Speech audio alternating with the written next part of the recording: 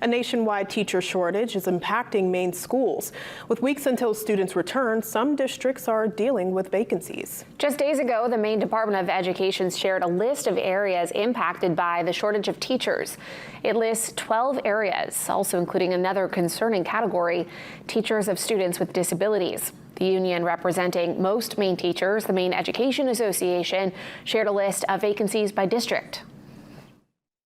It's a shortage of making those jobs doable, making the compensation what it needs to be, having the respect for the profession that is due.